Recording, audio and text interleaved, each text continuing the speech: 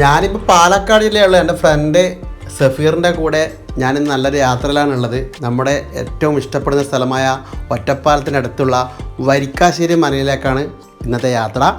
ഒരുപാട് കാലത്തെ ആഗ്രഹമായിരുന്നു വരിക്കാശ്ശേരി മന. ശരിക്കും പറഞ്ഞാൽ നാലുകെട്ട് ഉള്ള ഒരു മനയാണ്.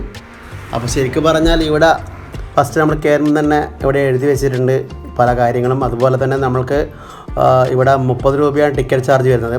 വന്ന് കയറുമ്പം തന്നെ നമ്മളങ്ങ് ശരിക്കും പറഞ്ഞാൽ നമ്മൾ ഒരുപാട് സിനിമകൾ 80ലധികം സിനിമ ഇവിടെ ഷൂട്ട് ചെയ്തിട്ടുണ്ടെന്നാണ് പറയുന്നത്.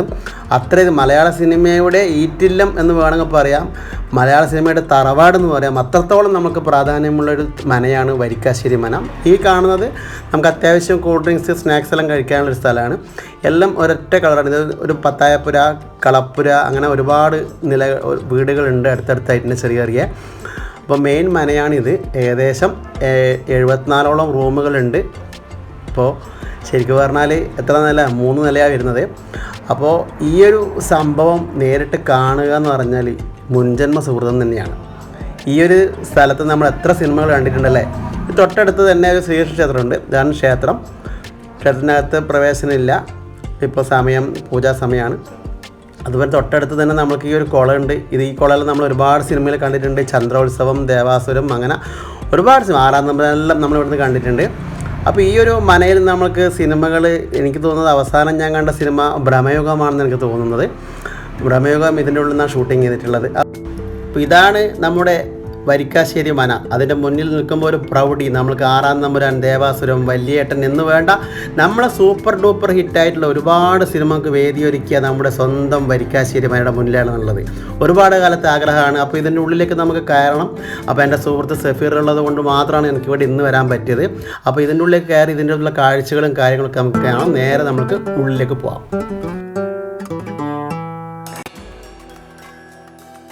അപ്പോൾ ഇതൊരു വേറെ തന്നെ ലെവലാണ്. ഇന്നും അതൊരു കേടുപാട് പോലും ആയിട്ടില്ല.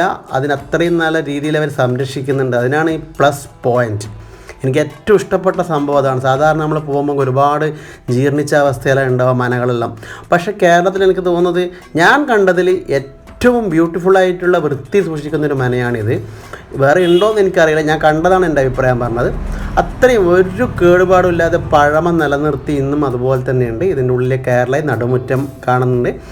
അപ്പോൾ ഒരു ശരിക്കും പറഞ്ഞാൽ നമ്മൾക്ക് കുടുംബത്തോടെ വന്ന് ആസ്വദിക്കാൻ പറ്റുന്ന ഒരു സ്ഥലമാണിത്, മനയാണിത്. നൂറ്റാണ്ടുകൾക്ക് മുൻപ് കലക്കണ്ടത്തൂർ കുടുംബത്തിന് സാമൂതിരി സമ്മാനമായി നൽകിയ സ്ഥലത്താണ് മന സ്ഥിതി ചെയ്യുന്നത്. 20-ാം നൂറ്റാണ്ടിൻ്റെ തുടക്കത്തിലാണ് അവർ ഇവിടെ വന്ന് ഈ കാണുന്ന വരിക്കാശ്ശേരി മന നിർമ്മിക്കുന്നത്. 300 വർഷം പഴക്കമുള്ള 6 ഏക്കറോളം സ്ഥലമടങ്ങിയ സ്ഥലത്താണ് മന സ്ഥിതി ചെയ്യുന്നത്. 3 നിലകളുള്ള 4 കെട്ട് കേരളീയ വാസ്തുവിദ്യാ പ്രകാരമാണ് നിർമ്മിച്ചിരിക്കുന്നത്. 2 പത്തായപ്പുരകൾ, കളപ്പുര, വിശാലമായ പൂമുഖം, കുളം, പടിപ്പുര മാളിക തുടങ്ങിയവയെല്ലാം ഒരിടവും സംഭവിക്കാതെ ഇന്നും സംരക്ഷിക്കുന്നു. പുറമോടിയിലെ കാഴ്ചയേക്കാൾ ഗംഭീരമാണ് ഉൾവശത്തെ കാഴ്ച. ഏത് ചൂടിലും കുളിർമ നൽകുന്നൊരു അന്തരീക്ഷം. 3 നിലയിലുള്ള 4 കെട്ടിൽ വിശാലമായ മുറികളും നടുമുറ്റവുമെല്ലാം പ്രത്യേക ആകർഷണം തന്നെയാണ്.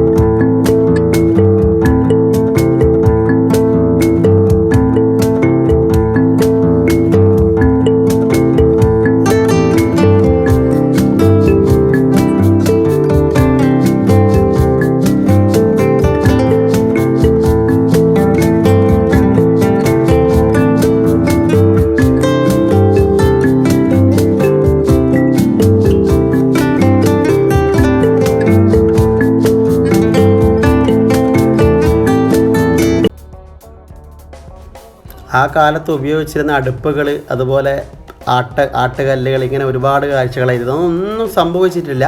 അപ്പോൾ ഇന്നും ഇതിൻ്റെ ഏറ്റവും വലിയ ഒരു എനിക്ക് തോന്നുന്ന ഹൈലൈറ്റ്, നല്ല ഹൈറ്റ് ഉണ്ട്. നമ്മൾ ഇന്നത്തെ വീട് പോലെ ഹൈറ്റ് ഉണ്ട്. നിങ്ങൾ ഈ ഒരു ഭാഗം കണ്ട്, ഇതാണ് നമ്മൾക്ക് ഭ്രമയുഗത്തിലെല്ലാം ഉണ്ടായ ഭാഗം. അതുപോലെ തന്നെ ഇത് ഒന്നും സംഭവിച്ചിട്ടില്ല. ശരിക്കും ഇന്നും ആൾക്കാർ അവിടെ താമസിക്കുന്നവരെ എനിക്ക് തോന്നിയിട്ടുള്ളത് ഒരു കേടുപാട് സംഭവിക്കാതെ നല്ല ഹൈറ്റ് ഉള്ളത് കൊണ്ട് നല്ല ഒരു പ്രത്യേക കൂളിംഗ് തന്നെയാണ് ഇതിൻ്റെ എല്ലാ ഭാഗത്തും. ഇന്നിപ്പോൾ ഒറ്റപ്പാലത്തൊരു ആന ഉടമസ്ഥൻ കൂടിയായ ബി ഹരിദാസ് എന്ന വ്യക്തിയാണ് മനയുടെ ഉടമസ്ഥൻ. ഒരു ട്രസ്റ്റ് രൂപീകരിച്ച് അതിന് കീഴിലാണ് മനയുടെ സംരക്ഷണവും നടത്തിപ്പും. വരിക്കാശ്ശേരി മന കുടുംബക്കാർക്ക് ട്രസ്റ്റ് സ്ഥാനവും ഒക്കെ ഉണ്ട്.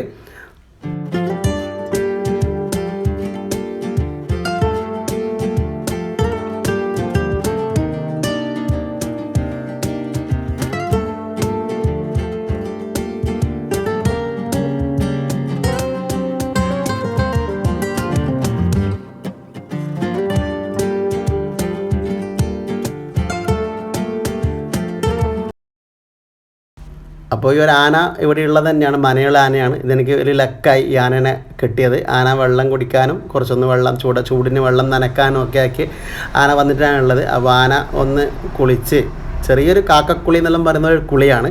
അപ്പോൾ ഒന്ന് ചൂട് അകറ്റാൻ വേണ്ടിയിട്ട് അപ്പോൾ അത് വെള്ളം കുടിക്കുന്നുണ്ട്. അത് നല്ലൊരു കാഴ്ചയായിട്ട് എനിക്ക് തോന്നി.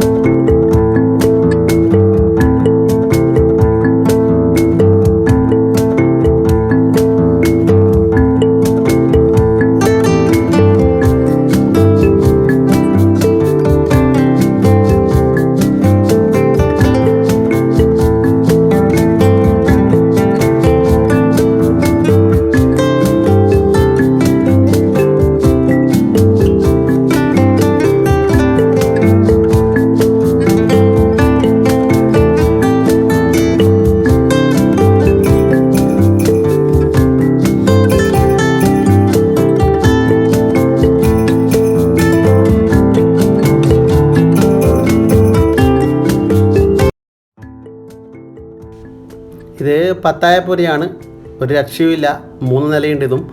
അപ്പോൾ അത്രയും നെല്ല് സംഭരിക്കാൻ കഴിവുള്ള ഒരു തറവാട്ടാറാണെന്ന് നമുക്ക് തോന്നുന്നില്ല. അപ്പോൾ ഇതൊന്നും ഒരു കേടുപാടും വന്നിട്ടില്ല. എന്തൊരു വൃത്തിയിലാണ് സംരക്ഷിച്ചിട്ടുള്ള ഒരു ചതലോ കാര്യങ്ങളോ, നല്ല വൃത്തിയുള്ള ആ ഒരു പെയിൻറ്റും. ഇതിൻ്റെ മുകളത്തെ താഴത്തെ നോക്കുമ്പോഴുള്ള കാഴ്ച കണ്ടോ, എന്ത് രസമാണ് കാണാൻ.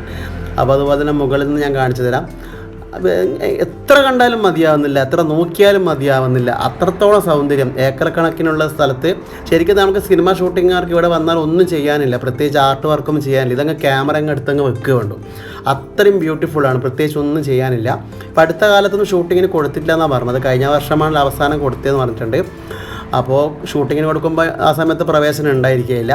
അപ്പോൾ ഇവിടുത്തെ ഒരു പ്രത്യേകത തന്നെയാണ്. എന്തായാലും നിങ്ങളിത് കൃത്യമായിട്ട് വന്ന് കാണണമെന്ന് ഞാൻ പറയും. അത്രത്തോളം ബ്യൂട്ടിഫുള്ളായിട്ടുള്ള ഒരു മനയാണ്. ഞാൻ കണ്ടതിൽ വെച്ച് ഏറ്റവും നല്ല മന എന്ന് എനിക്ക് പറയാൻ പറ്റുന്ന, വൃത്തിയിൽ സൂക്ഷിക്കുന്ന ഒരു മന തന്നെയാണ് വരിക്കാശ്ശേരി മന.